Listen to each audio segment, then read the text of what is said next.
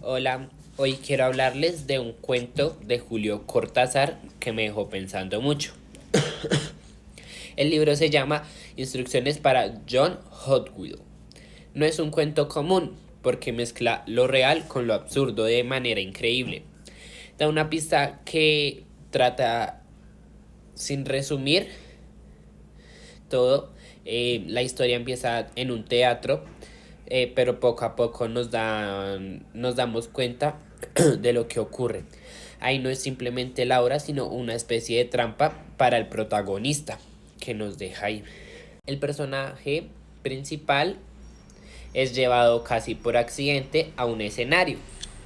Al principio uno piensa que se trata de actuar en una obra, pero pronto se da cuenta que no le han dado un guión.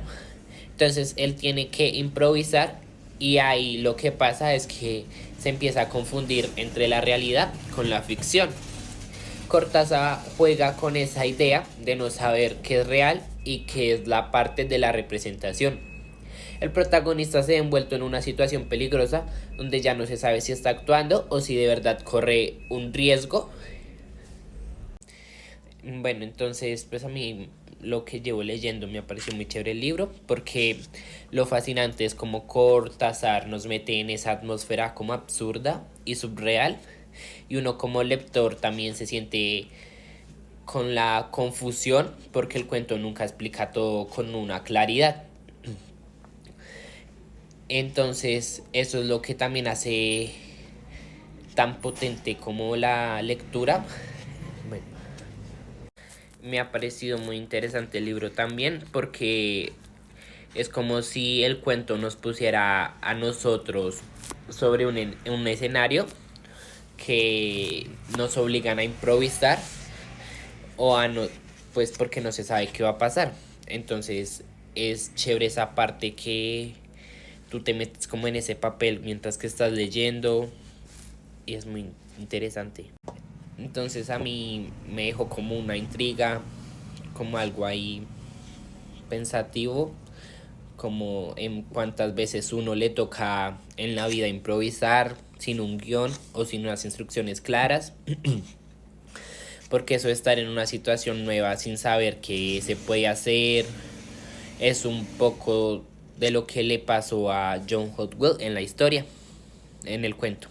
También me gustó cómo Cortázar mezcla lo cotidiano de ir al teatro con algo extraño y casi perturbador, que es una característica muy importante que él nos deja de los cuentos.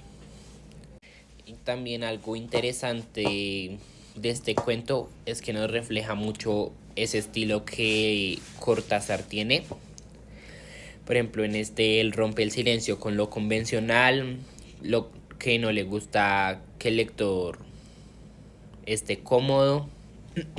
Lo mismo pasa en Rayuela o en otros relatos que estoy investigando sobre él, donde nos obliga a pensar si es ficción o si es realidad.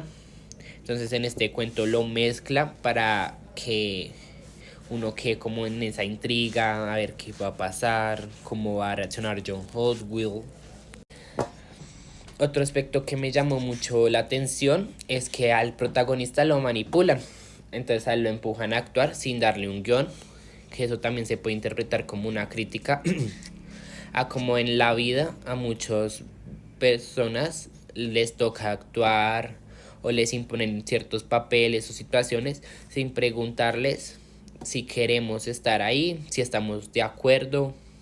Entonces el cuento también tiene una lectura simbólica que es como una pregunta, podría hacerse así, que ciertas personas controlan nuestras vidas o nuestros papeles en estos tipos de situaciones. Lo bonito de hablar de este cuento es que no se trata de entenderlos al 100%, sino de sentirlo, como de sentir esa sensación de intriga, ese ambiente absurdo, como de incomodidad, que es lo que justamente el director Cortázar quería provocar pues, en el cuento. Me parece muy chévere este libro porque no siempre todas las respuestas las tendremos y que a veces lo importante es cómo enfrentamos a este tipo de improvisaciones en ciertos momentos o en ciertos espacios.